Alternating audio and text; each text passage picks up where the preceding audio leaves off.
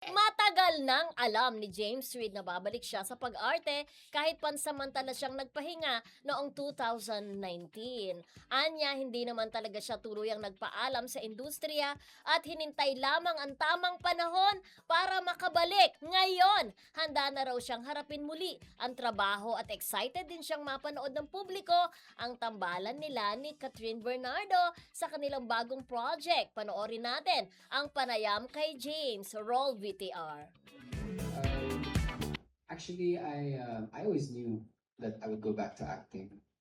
I think almost every interview I've done since 2019 or 2020, when I decided to take a pause. I always said I plan to come back to acting. So It was never really goodbye. it was never really goodbye for me. I've always said that, you know, it's something I want to return to one day when I feel like um, I can handle it again.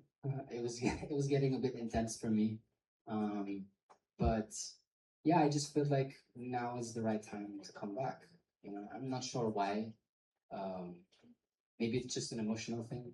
I'm in a good place right now, and I'm very happy with everything. I felt I can handle the workload. I can handle everything that comes with it again. As far as it comes to working together, I think uh, the crossover of me and Kath working together has been long anticipated actually by a lot of the fans, and being I think this this new open kind of uh, way of working together is it's allowing for more possibilities. It's allowing for more opportunities, such as some.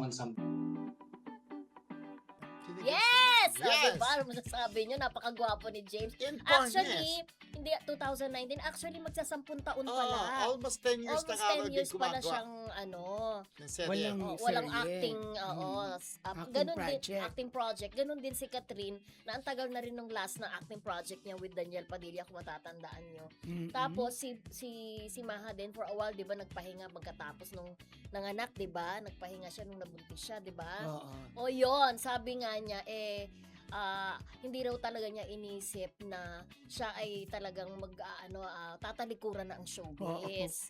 Sabi niya gano'n, bakit? Ako dito. Wala. Ay, Oo oo, nga. So, kasi, kahit na naging aktibo siya sa music, di ba? Yes, oo. Tapos sa kanyang company, ano nga yung company Ay. niya? Unang-una yung Yung Curless. Curless, oo. Oo. Alam pa rin niya sa sarili niya na magbabalik acting pa rin siya. At eto na nga, sa kanyang bagong serye. Oo. Ano Pero- yung title? Enough. Some- Oo. Someday, Someone someday. Oo. Pero yun nga, ang sabi niya, long anticipated na doon ng mga fan nila na magtatambal sila. Kasi pareho sila sa isang istasyon. Talaga asahan mo magtatambal sila, di ba? Pero parang hindi ko na maintindihan doon, parang lagi niya binabagit si Ma, parang triangle sila, hindi kaya? Hindi. Parang gano'n. Basta Oo. first time nila magtambal ni Catherine at nga inaasahan nga doon ng mga parin nila na magtatambal sila kasi nasa isang istasyon nga, di ba kagaya? Pero yun nga, parang tama ka, BFF, kahit wala ka doon, nag-focus daw siya sa music. Oo, Oo, di ba? nag-focus siya sa music. Correct. At sabi niya kasi at that time, marami raw siyang parang tanong sa sarili niya. So sabi niya, enough with the soul searching. Sabi niya gano'n, di ba? Enough with the soul searching. At sabi niya, it's about time na parang feeling niya, nasa estado siya ngayon ng buhay niya, na kaya niya nang i-handle lahat. Kasi dati medyo kumbaga nalilito siya sa mga pangyayari, 'di ba? Dati hindi nga niya alam kung paano i-handle yung mga intriga. There was a time, 'di ba? Nagalit siya sa mga tabloid writers before. Oo. Nung mga bata-bata At siya, saka 'di sa ba? mga panay. Oo. Kaya sabi ni Milet, parang ang laki na ng pagbabago niya. Maturity. Parang Oo, sabi niya, hindi na grabe. suplado. Sabi ni Milet, Oo. hindi na suplado. Kaya lang minsan, misunderstood. Kumbaga ngayon, yung mga Nag-matured. decision niya, Oo. yun nga, matured na. Tama. At saka nung Star Awards for Music, di Oh, in ba? fairness. Nagpa-picture talaga siya. Oo, pinagbigyan Oo. niya yung mga nagpapapicture sa kanya. Akala ng iba kasi, suplado si Suplado. James Reid, hindi naman. At Kasi- nagpapasalamat siya, 'di ba? Alam naman natin yung Jadine, napakarami nilang fans talaga. Na may nanatili talagang mga fans sa kanya. Yeah. And sabi niya, nandun yung mga fans niya, 'di ba? Yung Catherine At saka yung fans. ano, Tsaka yung mga fans Raiders na yata oo. tawag.